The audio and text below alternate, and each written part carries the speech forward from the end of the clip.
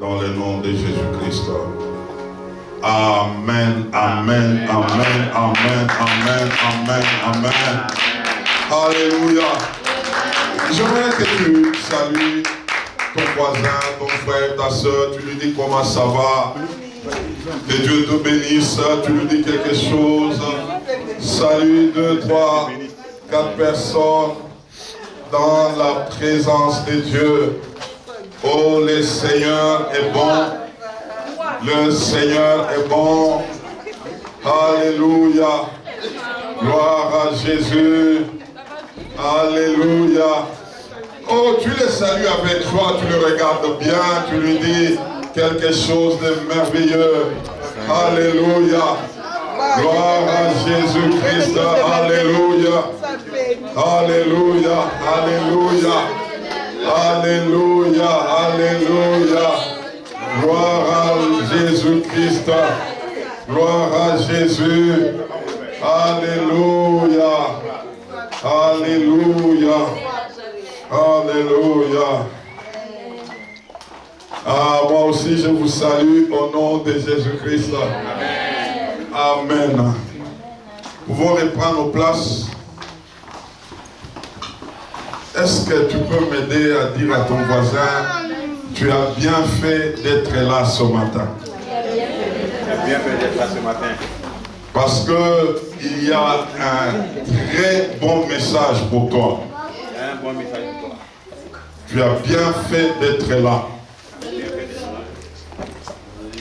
Alléluia. Amen. Nous sommes dans ce grand thème, année du progrès de l'évangile. Et dans le programme que nous avons pour ces 3 mois, nous nous préparons spirituellement pour entamer ce grand programme. Mais aujourd'hui, nous avons un sous-thème que nous avions déjà annoncé. Il est intitulé « Comment vivre la joie mêlée des douleurs d'enfantement ». Comment vivre la joie mêlée des douleurs d'enfantement. Et nous avions donné le texte de Genèse chapitre 30. Et là nous allons prendre du verset 1er au verset 5. Genèse chapitre 30. Du verset 1er au verset 5, j'aimerais qu'on se tienne debout, nous voulons honorer cette parole. Alors j'ai hâte de te communiquer ce message. Nous lisons au nom de Jésus-Christ. Lorsque Rachel vit qu'elle ne donnait point d'enfant à Jacob, elle porta envie à sa sœur. Et elle dit à Jacob, « Donne-moi des enfants ou je meurs. » La colère de Jacob s'enflamma contre Rachel et il dit, « Suis-je à la place de Dieu qui t'empêche d'être féconde? » Elle dit, « Voici ma servante Bila, va vers elle, qu'elle enfante sur mes genoux. Et que par elle, j'ai aussi des fils. » Et elle lui donna pour femme Bila, sa servante, et Jacob alla vers elle. Bila devint enceinte et enfanta un fils à Jacob. Amen. Amen.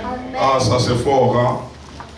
C'est fort. On va lire encore, nous sommes dans Jean chapitre 15. Si ton voisin n'a pas de Bible, tu lui poses la question, où est ta Bible? Pose cette question pour moi, s'il te plaît. Jean chapitre 15, nous prenons du premier verset au verset 2, nous allons lire le verset 5, nous allons lire le verset 8 et le verset 16. Jean chapitre 15, du premier verset au verset 2, et nous allons lire le verset 5, le verset 8 et le verset 16. Nous lisons au nom de Jésus-Christ. Je suis le vrai cep et mon père est le vigneron. Tout sarment qui est en moi et qui ne porte pas de fruit, il le retranche. Et tout sarment qui porte du fruit, il les monde afin qu'il porte encore plus de fruits. Verset 5, je suis le cep, vous êtes les sarments. Celui qui demeure en moi et en qui je demeure porte beaucoup de fruits. Car sans moi, vous ne pouvez rien faire. Verset 8. Si vous portez beaucoup de fruits, c'est ainsi que mon Père sera glorifié et que vous serez mes disciples. Verset 16, enfin. Ce n'est pas vous qui m'avez choisi, mais moi. Je vous ai choisi et je vous ai établi afin que vous alliez et que vous portiez du fruit et que votre fruit demeure, afin que ce que vous demanderez au Père en mon nom, il vous les donne. Amen. Amen. Et on termine avec Éphésiens chapitre 2 verset 10. Éphésiens chapitre 2, verset combien? Verset 10. Éphésiens chapitre 2, le verset 10. Nous lisons. Nous lisons, frère.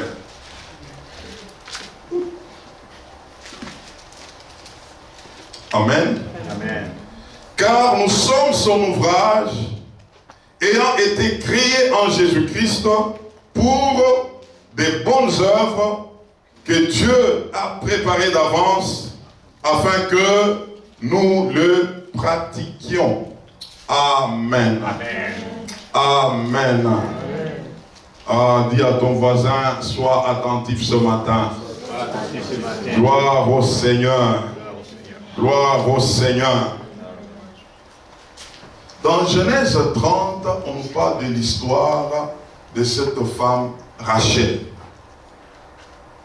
Rachel était épouse de Jacob, mais il s'est fait que cette femme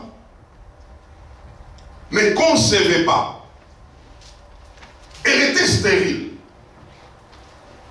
Jusqu'au point où elle commençait à voir autour d'elle, il y avait sa sœur Léa, qui elle enfantait. Elle voyait comment est-ce que sa sœur était en train d'enfanter sous ses yeux.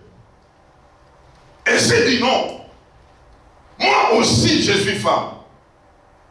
Et moi aussi je dois porter sur mes genoux des fils. C'est ainsi qu'elle est allée auprès de son mari. Je m'imagine un peu la scène. C'est comme une femme qui se révolte. Elle tient son mari dans ses bras pour dire, donne-moi des enfants ou je meurs. Elle en avait marre. Elle était femme. Elle voyait toutes les autres femmes autour d'elle qui portaient des enfants. Elle s'est dit non. Je dois avoir aussi des enfants. Vous savez, en Israël, ou la culture juive, toute femme mariée qui ne portait pas d'enfants, elle était regardée comme une femme qui n'avait pas de valeur. Une femme retranchée. C'était toute une honte. Je me rappelle de cette femme, Anne, qui n'avait pas d'enfant. Et la Bible dit, sa rivale l'a mortifiée. Elle s'est moquée d'elle. Jusqu'à ce qu'elle aussi en avait marre.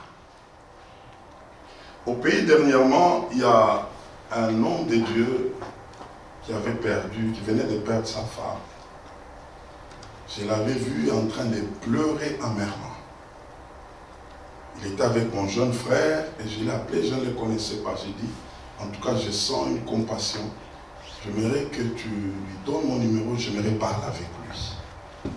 Je J'aimerais prier, consoler, fortifier.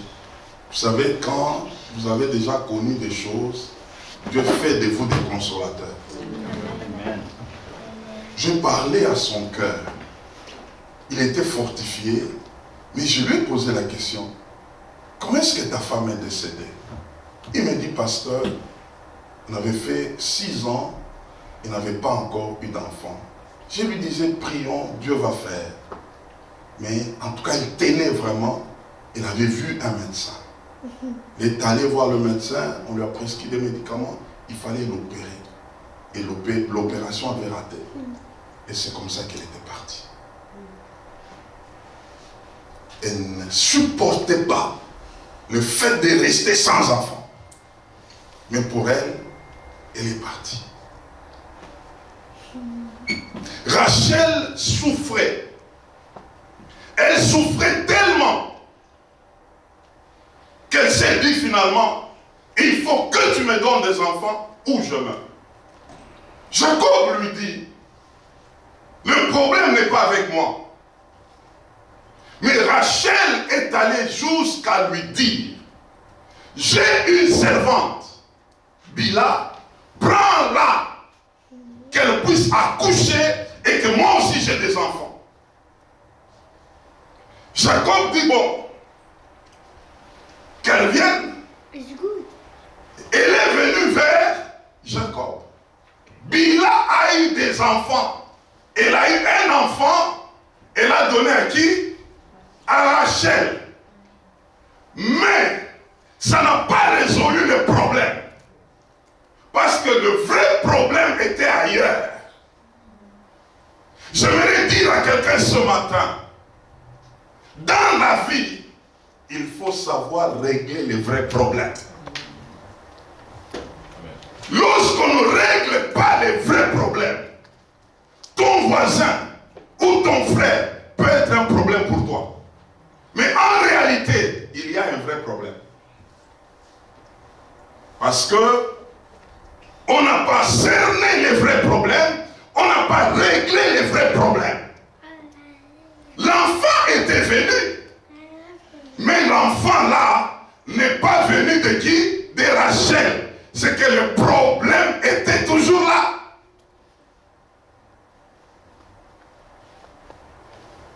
Alléluia. Amen. Vous savez, dans la vie, on peut être blessé quelque part. Même dans le passé. Mais si on ne règle pas ces problèmes correctement dans le présent, ça peut attaquer d'autres victimes, d'autres innocents. Et l'Église, souvent, subit de tels problèmes. Quelqu'un qui a été blessé quelque part, il a connu des problèmes quelque part. Dès qu'il arrive, il a déjà une dent quelque part. Tu essaies seulement de parler avec lui, ah, tu reçois une bombe. Mais le vrai problème, ce n'est pas toi. Le vrai problème, parce que on n'a pas réglé ce qu'il fallait régler. Et quand vous regardez l'attitude de Rachel, elle était devenue colérique. Elle avait de l'amertume. Parce que le problème qu'elle avait n'avait pas encore de solution. Jusqu'à ce que Jacob pouvait lui dire, ce n'est pas moi qui ai le problème. Quand je vais vers Léa, elle a des enfants. Mais quand je vais vers toi, tu n'as pas des enfants. C'est que le problème, ce n'est pas moi. Nous devons apprendre à découvrir des vrais problèmes. Sinon, il nous sera difficile d'avancer. Est-ce que je parle à quelqu'un? Demande un peu à ton voisin, quel est ton vrai problème? Quel est ton problème? Quel est ton vrai problème? Tel que nous sommes là. Vous savez, pour Rachel, Suivez-moi très bien. Quand Jacob allait vers elle, ça s'arrêtait sur elle. Mais quand Jacob allait vers Léa, la sémence de Jacob produisait et Léa produisait aussi. Mais quant à Rachel, la sémence de Jacob arrivait, mais ça s'arrêtait sur elle. Elle était devenue comme une consommatrice, mais pas productive. Elle recevait, mais elle ne faisait pas la continuité. Mais tandis que les autres recevaient et pouvaient faire la continuité. Et Dieu, dans sa manière de faire, il a fait que tu sois productif. Amen. Vous savez, dans la Bible, il y a une histoire dans Genèse 38, de 8 à 10. Une histoire d'un certain Onan. Je crois l'avoir donné un jour ici en sommeil pendant qu'on priait. Onan avait un problème. Onan, son frère était mort, il n'avait pas laissé la postérité. Alors son père le prend pour lui dire, va avec la femme de ton frère pour qu'il y ait une postérité à ton frère. Mais Onan avait pris la femme, mais Onan ne déposait pas la sémence dans la femme, et Onan déposait la sémence par terre, et Dieu l'a tué. Il gaspillait la sémence. Mais dans le cas de Rachel, elle recevait, mais elle ne produisait pas. Elle a compris qu'elle était inutile. Elle a compris qu'elle était consommatrice. Elle a compris qu'elle était seulement là, en train de se servir de la sémence, mais elle ne pouvait pas produire. Et aujourd'hui, nous avons beaucoup de Rachel dans l'église qui consomment les semences, mais qui ne produisent pas. Ah, je parle à quelqu'un. Cet esprit anime aujourd'hui les églises. Des gens qui viennent en consommateurs, non pas en producteurs. Vous savez, mes frères, si tu ne fais que consommer, tu ne seras plus utile. Dieu a besoin des gens. Dès qu'il reçoit, il doit produire aussi. Est-ce que je peux parler à quelqu'un ce matin? Vous savez, n'aimez pas dans la vie des plats faits, où on a déjà tout fait pour toi, toi tu commences à manger. C'est comme ça qu'aujourd'hui, même les choix des églises, les gens préfèrent aller quelque part où tout est fait. Ils arrivent, il y a déjà la chorale, il y a beaucoup de gens, il y a tous ceux qu'on a déjà placés, et ils peuvent même vous dire, on a déjà acheté les bâtiments, et il est content, il dit, moi je vais aller prier là-bas. Tu vas aller là-bas comme consommateur, pas producteur, parce que tu ne connais pas l'histoire. Il y a eu des personnes qui ont pleuré, qui ont gémi pour que ces choses-là arrivent à ce point-là. Ce sont des producteurs. Ils ont reçu, ils ont aussi donné. Mais aujourd'hui, nous avons des gens, ils préfèrent aller là où tout est fait. C'est pourquoi moi j'aime dire, au ciel, il y aura beaucoup de sentinelles de cette génération. Parce qu'ils vont entrer là-bas sans œuvre. Tout a été fait pour toi. Toi, ce que tu as reçu, c'est seulement la foi. Tu as cru en Jésus, c'est fini. Tous les restes, on fait pour toi. Même prier, on prie pour toi. C'est pourquoi Rachel a compris que ce n'était pas normal. Au lieu d'accoucher, elle a fait accoucher Bila et avoir l'enfant. Rachel, pendant que Bila a accouché, elle ne connaissait pas les douleurs d'enfantement. Elle ne connaissait pas la responsabilité de porter une grossesse. Mais elle s'est contentée à dire que va avec ma servante. Qu'elle porte seulement l'enfant. Et c'est comme ça qu'il y a d'autres qui les font de cette manière-là. Tu es enfant de Dieu, mais on fait tout pour toi. Alléluia. Amen. On va prier pour toi. On va intercéder pour toi. On va jeûner pour toi. Je crois que c'est vendredi. Il y a un frère, Christian. Il m'a posé la question. Il m'a dit, mais papa, j'ai une question à vous poser. Mais pourquoi vous n'imposez pas les mains aux gens? Je dis, ah bon, ça c'est une bonne question. Je ne suis pas venu pour faire des choses pour vous, mais pour vous amener à faire. Amen.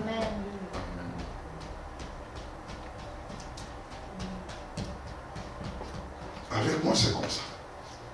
Je dois t'amener à faire et non pas faire pour toi. Nous sommes dans une génération où la vie chrétienne s'est réduite à un Dieu faiseur des choses aux autres.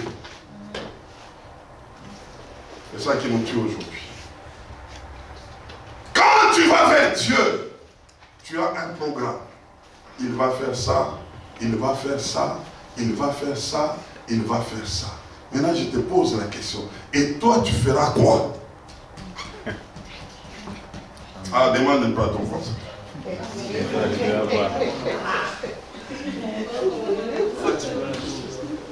Et nous arrivons quelque part et on nous présente aussi que ici, voilà ce que Dieu fait, voilà ce que Dieu fait, voilà ce que Dieu fait. Et tous nous sommes là pour attendre ce que Dieu va faire.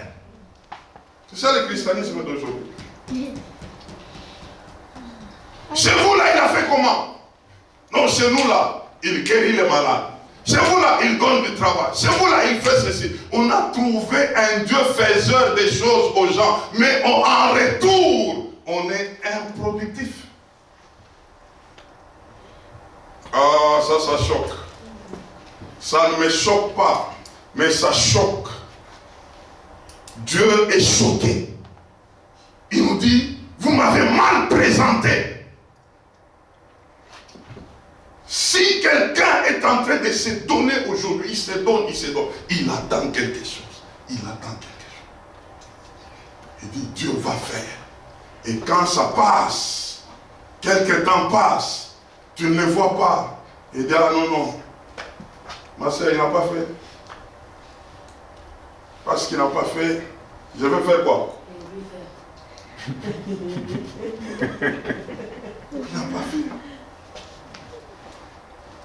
Et Dieu nous regarde. Dieu dit non, ce n'est pas comme ça que les choses doivent se faire. Rachel a compris. Elle s'est regardée. Je suis femme comme Léa, comme Bila. J'ai tout ce que j'ai d'une femme. Ce n'est pas un problème de beauté, mais c'est un problème intérieur. J'ai la matrice. Et cette matrice a été créée pour que je porte des enfants. Je dois porter. Comme je suis dans ce cas-là, il faut que j'aille vers celui qui donne. Oh, quelqu'un m'entend ce matin? Amen. Rachel a compris que le problème n'était pas Jacob. Le problème était d'aller vers Dieu. Était de s'approcher vers Dieu pour lui poser la question. Je vais nous dire ce matin, amener quelqu'un à Christ, c'est donner naissance. Ah, je reprends ça. Amener quelqu'un à Christ, c'est donner naissance. Maintenant, cela m'amène à te poser 3 questions. La première question. Es-tu productif ou stérile? Demande un peu à ton voisin. Es-tu productif ou stérile? Parce que donner naissance, amener quelqu'un à Christ, veut dire quoi? Donner naissance. Tu as combien d'enfants?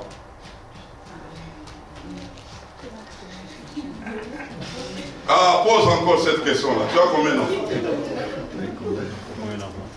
Tu as combien d'enfants? Il y a une autre question qui s'ajoute. Connais-tu les douleurs d'enfantement? Demande encore à ton voisin. Connais-tu les douleurs d'enfantement? Une autre question s'ajoute. Connais-tu la joie mêlée des douleurs d'enfantement?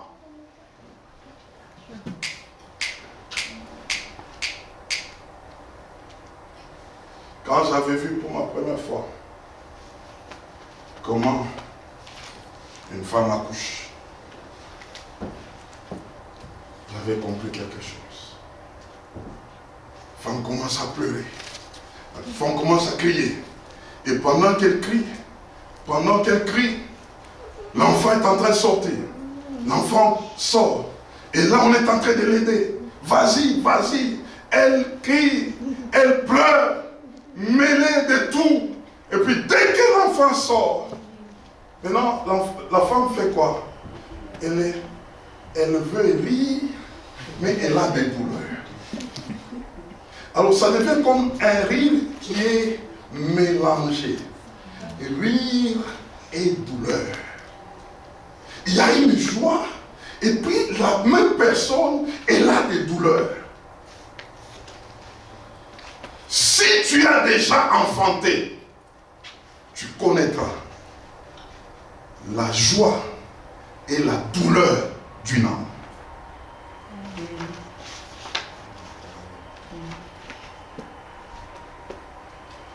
Je dis bien la joie et la douleur d'une âme.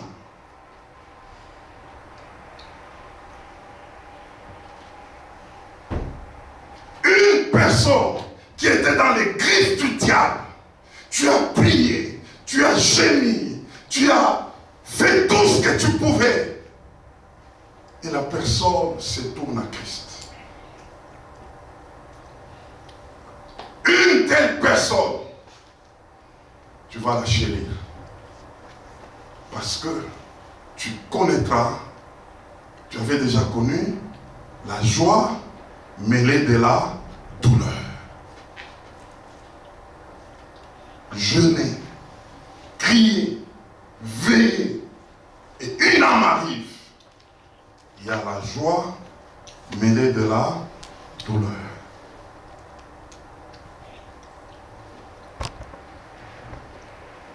Quelqu'un qui ne connaît pas cette douleur mêlée de la joie, il ne connaîtra pas le prix d'une âme.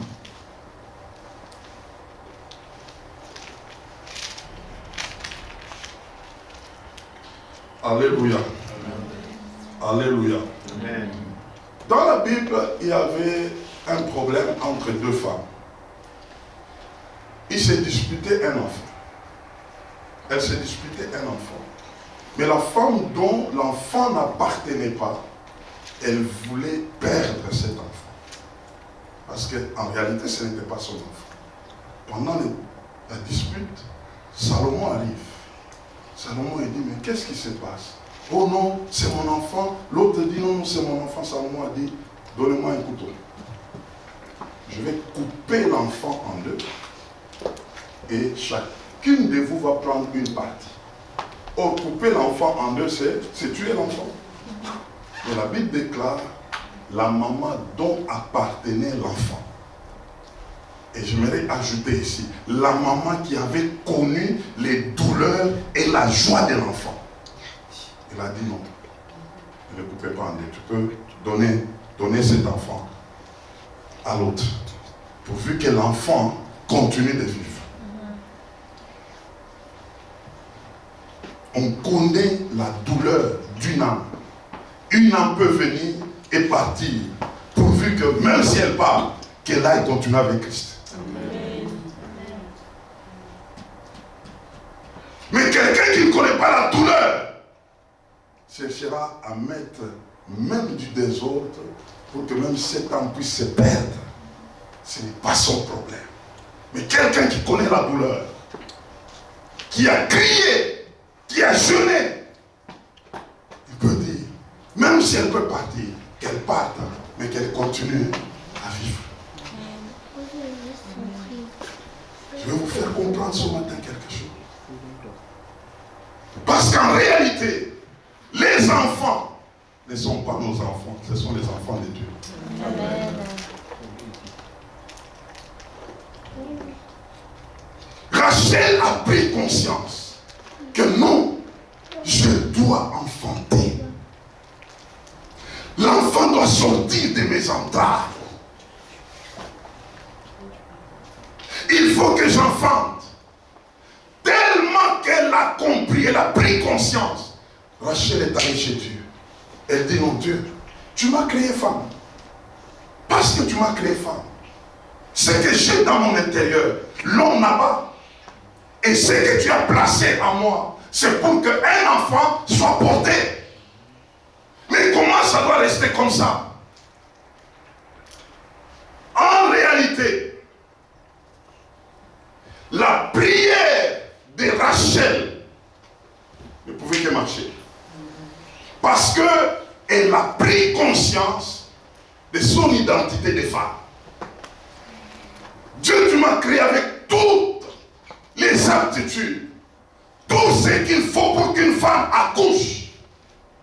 Et donc je dois accoucher. Vous savez, je me suis vraiment arrêté sur l'affaire de Rachel. Je ne connais pas exactement comment Rachel avait fait sa prière, mais elle était exaucée. Mais nous pouvons nous référer par la prière de Anne. Anne avait le même problème que Rachel. Elle voyait sa rivale la mortifier. Anne s'est retrouvée, elle s'est dit non, non. Il faut que Dieu me donne un enfant, mais il faut que je fasse bien ma prière. Dieu, peux-tu me donner un enfant pour toi? Mais le christianisme d'aujourd'hui, on demande tout pour nous. C'est pourquoi ça me complique. Seigneur, donne-moi. Seigneur, fais pour moi. Seigneur, fais pour moi. Si tu ne fais pas, j'arrête. Si tu ne fais pas, je ne viendrai pas. Seigneur, c'est moi, c'est moi, c'est moi. Seigneur, et même s'il fait demain comme tu as fait ça, après demain continue maintenant ça. Ça tu as déjà fait. J'attends ça, j'attends ça. Toute une liste. Mais Anne a compris. Anne dit, donne-moi un enfant. Pour qui? Pour toi. C'est comme pour dire, Dieu, sers-toi de moi. Je ne suis qu'un instrument entre tes mains. Passe par moi pour répondre, oh Dieu, à tes besoins à toi. Et Dieu a compris que Anne, ce qu'elle a demandé, elle n'a pas demandé pour elle, elle a demandé pour moi. Parce qu'elle a demandé pour moi, je vais aussi lui donner pour elle. Après Samuel, il y avait d'autres enfants que Anne a eu. Mais elle a compris qu'il fallait commencer par demander ce qui doit appartenir à qui? À Dieu. Ce que tu as demandé jusqu'à aujourd'hui appartient à qui? Ne me répondez pas directement comme ça. Je dis, ce que tu as déjà demandé jusqu'à présent, là, pour ce qui te concerne, là, appartient à qui? Dans tout ce que tu as déjà demandé jusqu'à aujourd'hui, est-ce que tu as déjà demandé quelque chose pour Dieu? Seigneur, donne-moi ça pour toi. Toujours, donne-moi pour moi, donne-moi pour moi, donne-moi pour moi, donne-moi pour moi. Anne a compris. Elle a dit, donne-moi pour toi. Tu as dit, ah bon? Tu me demandes un enfant, mais pour moi. Ah, donc Anne, tu as compris. Parce que tu me demandes que l'enfant passe par toi, mais pas ton enfant. Waouh. Que le travail que tu recevras de Dieu passe par toi, mais ce que tu recevras sera pour Dieu. Que le mariage passe par toi, mais ce que tu auras sera pour Dieu. Que la promotion passe par toi, tu n'es qu'un canal pour que ce que tu auras comme résultat appartienne à Dieu. Dieu dit, ah non, toi tu as compris. Parce que tu demandes de cette manière, tu auras aussi pour toi. Amen.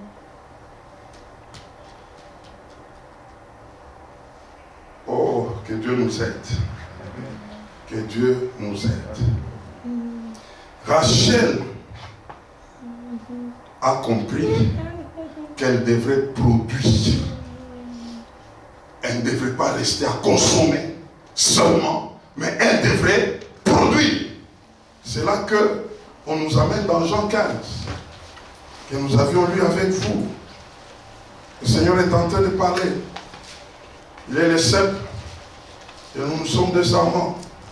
Et parce que nous sommes attachés à lui, nous sommes appelés à produire du fruit. Et il continue en disant, tu avances encore, tu produiras encore de fruits.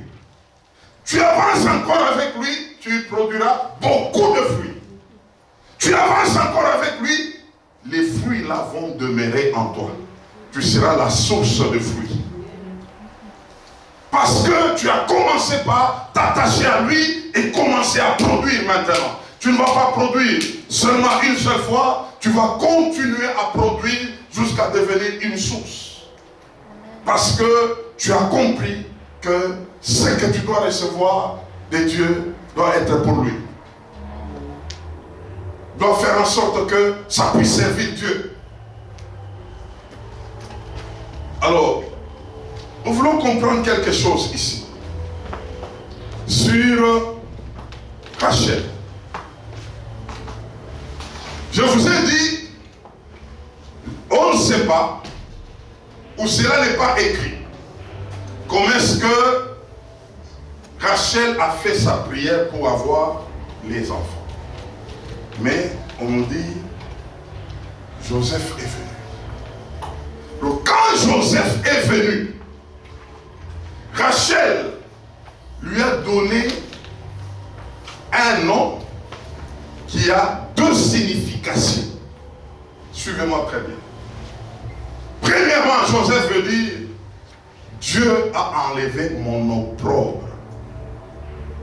Dieu a enlevé ma honte. C'est que Rachel, en marchant avec Joseph, elle pouvait commencer à dire, vous voyez, hein? Vous voyez, hein? Vous étiez là en train de vous moquer de moi. Hein? Vous voyez, hein? Maintenant, parlez encore. Joseph est là. Joseph est là. Deuxième signification de Joseph, cela veut dire que Dieu m'ajoute encore. On comprend que Rachel a dit encore, Dieu, je ne veux pas m'arrêter seulement sur lui. Ajoute-moi encore, parce qu'on m'a tellement humilié. J'aimerais encore qu'on m'ajoute. Je veux qu'on m'ajoute encore. Je veux qu'on m'ajoute encore. On lui a ajouté. On lui a ajouté qui? Benjamin. Benjamin aussi avait deux noms. Premier nom, les fils de ma douleur. Deuxième signification, les fils de ma droite ou les fils de ma force ou les fils de ma joie. Mais Rachel qui donne le nom du fils de ma douleur, Rachel est décédée dans la couche. Mais son mari arrive, Jacob. Il entend ce nom, il dit non. Il faut lui donner un autre nom. Pas un nom qui doit symboliser les douleurs, les souffrances. Il faut lui donner la joie parce que je l'ai eu dans ma vieillesse, qu'il soit Benjamin. Mais pour Rachel, il était Ben-Oni. Mais Jacob dit Benjamin. Et non, Jacob le prend. Mais Jacob était vieux. Benjamin n'a pas connu sa mère. Benjamin a grandi, non pas même dans le main de Jacob parce qu'il était déjà vieux. C'est lui qui a fait grandir Benjamin. C'était Dieu. Amen. Vous savez, lorsqu'on veut connaître Dieu de tout son cœur, il faut connaître la joie mêlée de la gloire. Amen, ma soeur. Jésus est venu. Quand Jésus est venu, Marie était dans la joie. Parce que d'ailleurs, Marie portait Jésus. Elle pouvait se dire, fils miracle, je l'ai eu sans aucun homme. Il est venu comme ça. De Dieu, Dieu m'avait parlé. Marie était, elle a entendu les anges venir, les anges chanter. On apportait de l'or, de l'encens, de la myrrhe. Et le 8e jour, on l'amène au temple. Quand on l'amène au temple, il y avait un vieux papa qui était là, qui attendait cet événement. Son nom c'est Simeon. Simeon commence à parler sur Jésus. C'est un enfant merveilleux, un enfant qui va bouleverser le monde. Marie était dans la joie. Mais Simeon a changé de langage.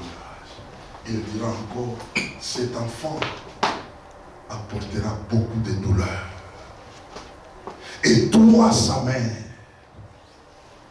il y a un couteau qui va te percer sur ton cœur. Tu vas pleurer. La joie et puis la douleur.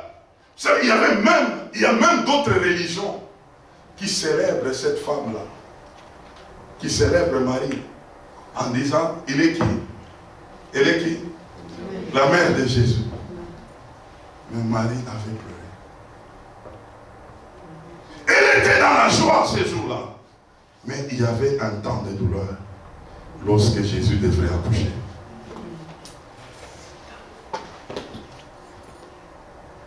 Lorsqu'on n'a pas encore connu ces deux choses, on peut minimiser les choses de Dieu.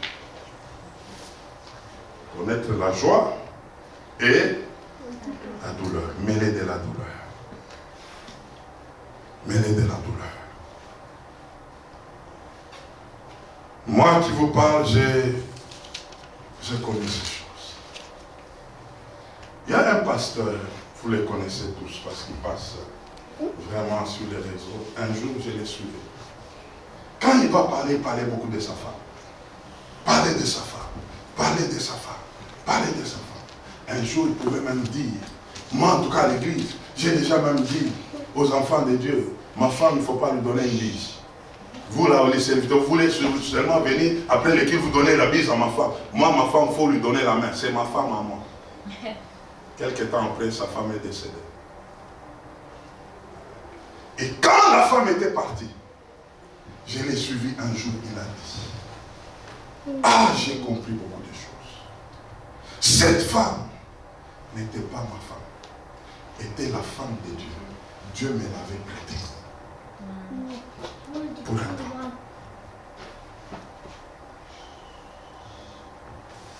Et j'ai dit, ah, il a compris.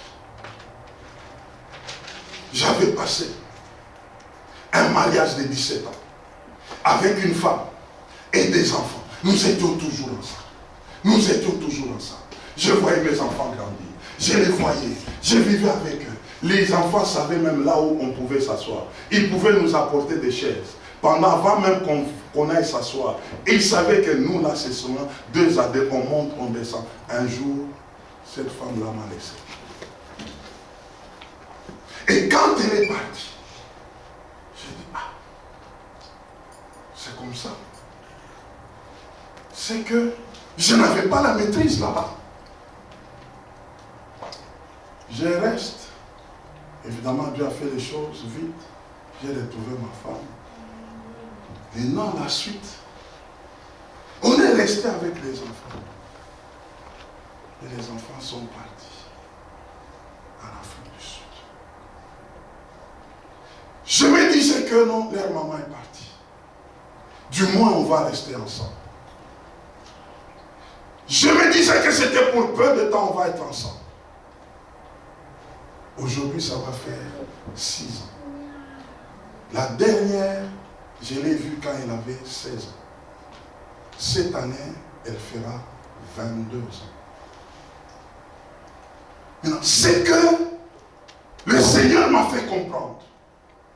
Tous ces temps, sans leur père ni leur mère, Dieu a su les garder. Dieu a su les protéger.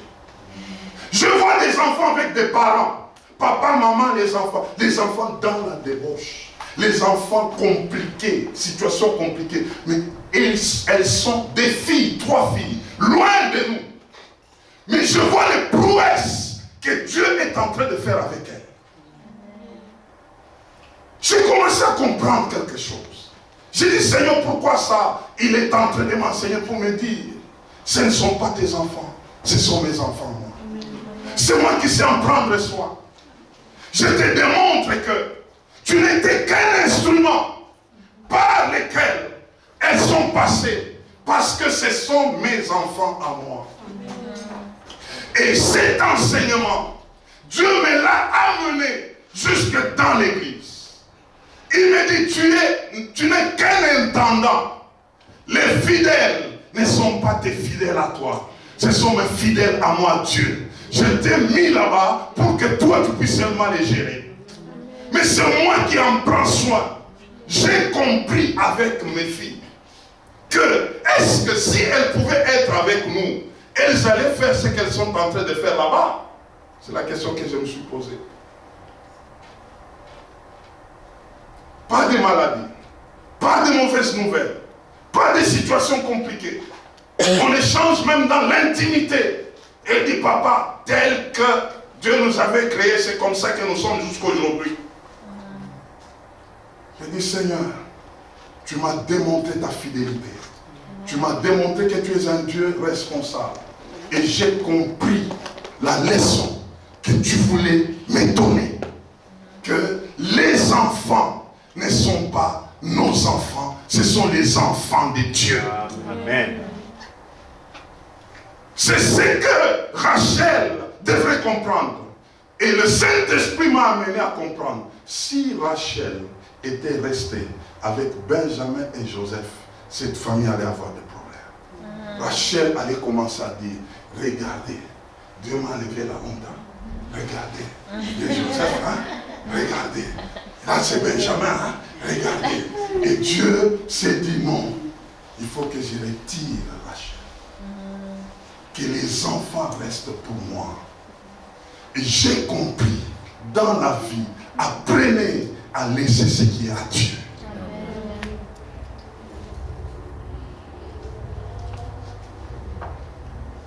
Aujourd'hui, on se bat. Oh, ce sont mes fidèles. Oh, ce sont mes âmes. Ce sont mes âmes. Ce ne sont pas tes âmes. Ce sont les âmes du Seigneur. Ce sont les âmes de Dieu. Dieu sait comment il peut le bouger. Il sait comment il le fait. Et nous avons de tels problèmes aujourd'hui. Quelqu'un vient, Dieu l'a conduit quelque part. Laissez la personne là. Oh non, vous avez volé mon âme. Vous avez pris, ce n'est pas ton âme, c'est l'âme du Seigneur. Amen. Et pendant que le Saint-Esprit me faisait comprendre ces choses, j'ai fait une prière à Dieu. J'ai dit, Seigneur, j'ai compris maintenant. Ça fait 6 ans que je n'ai pas vu, non pas mes filles, mais tes filles. Mais cette année, j'aimerais voir un peu tes filles. Amen. Waouh! Waouh! Waouh! J'ai changé. Je ne peux pas me glorifier de ce qu'elles font avec le Seigneur. Je rends grâce à Dieu.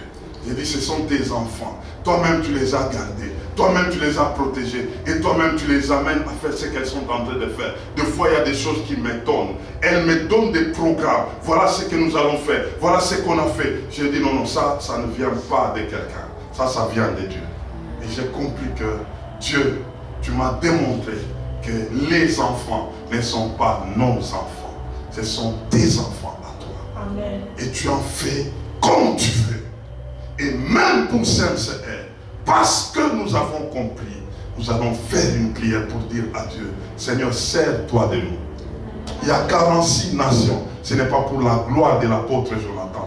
Lui n'est qu'un instrument par lequel toi tu vas passer pour atteindre ces 46 nations. Et quand ces choses-là vont commencer à s'accomplir, ça ne sera pas sa gloire, ça sera la gloire de Dieu. Parce que nous ne sommes que des intendants pour Dieu.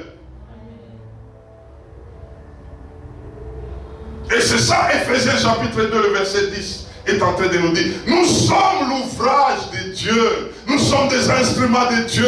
Dieu nous avait préparés d'avance pour se servir de nous. Oh, qui peut répondre à cet appel de ce matin pour dire à Dieu, Seigneur, sers-toi de moi. Sers-toi de moi. Sers-toi de moi. Sers-toi de moi. Et pour y arriver, mon frère, ma soeur, il faut que tu connaisses la joie mêlée de la douleur.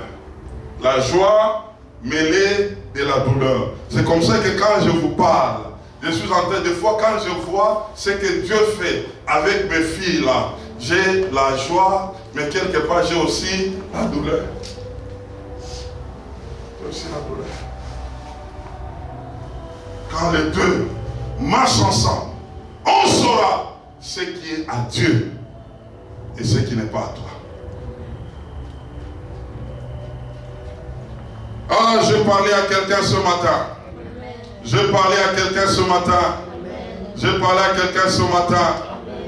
Mon frère, ma soeur, comprends que tel que tu es là, Dieu t'a appelé à produire. Tel que tu es là, tu es appelé à donner de fruits. Tel que tu es là, tu es appelé à enfanter. Et c'est pourquoi, ce matin, on nous introduit dans ce programme de prière matinale. Saint-Esprit, sers-toi de moi. Sers-toi de moi. Mon frère, ma soeur, tu dois refuser d'être improductif. Tu as combien d'années, tu peux compter combien d'âmes que toi, tu as déjà donné naissance? Ah, demande pas à ton voisin, tu as déjà donné naissance à combien d'âmes?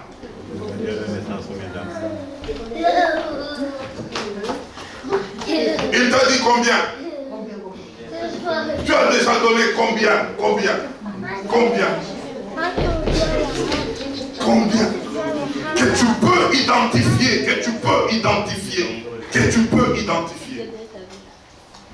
Je dis par la grâce de Dieu, Dieu nous a utilisés, nous avions donné même naissance aux gens qui sont devenus des pasteurs aujourd'hui. Amen.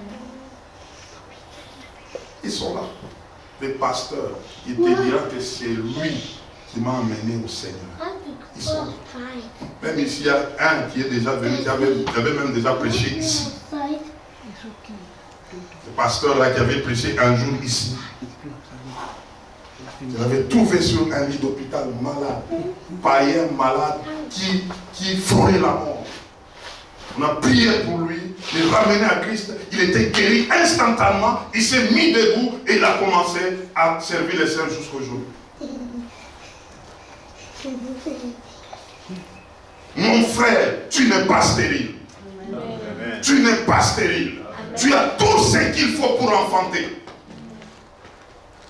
Dis à ton voisin, tes matrices ont chômé. Tu n'as pas porté, ça fait longtemps. Tes matrices sont là, ça ne fait rien du tout. Ton intérieur est en train de chômer, Quand est-ce que tu vas porter jusqu'à ce que ta démarche va changer. Tu commences à marcher comme ça. Tu es en train de mettre ta main sur la hanche parce qu'il y a les douleurs d'enfantement. Tu es en train de marcher, il y a ces douleurs. Et quand quelqu'un a connu ces douleurs, on ne peut pas toucher à cet enfant.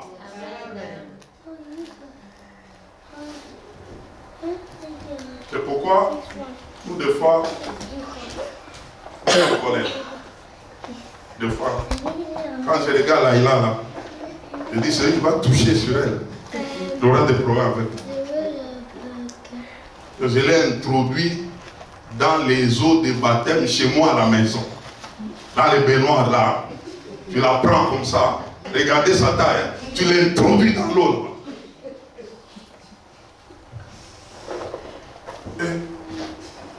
J'ai connu des douleurs d'enfantement là.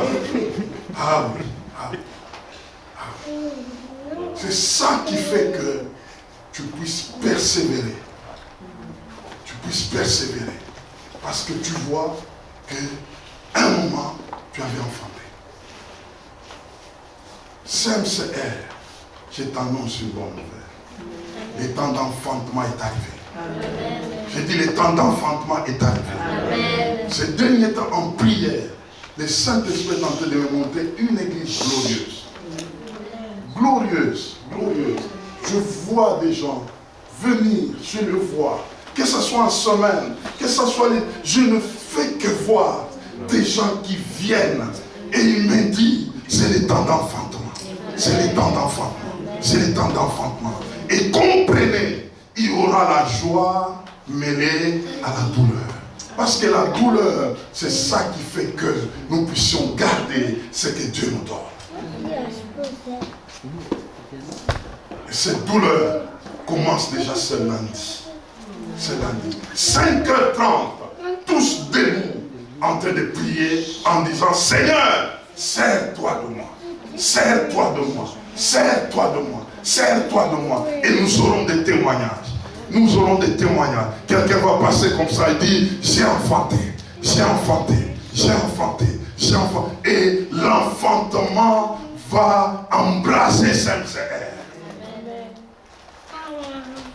Oh, que Dieu bénisse sa parole. Amen. Amen. Amen. Oh, gloire au Seigneur. Est-ce qu'on peut s'élever? Nous acclamons encore le Seigneur. Nous acclamons encore le Seigneur. Alléluia. Alléluia. Alléluia. Je vais inviter Merveille, tu vas venir. Tu vas nous introduire dans cette prière d'enfantement.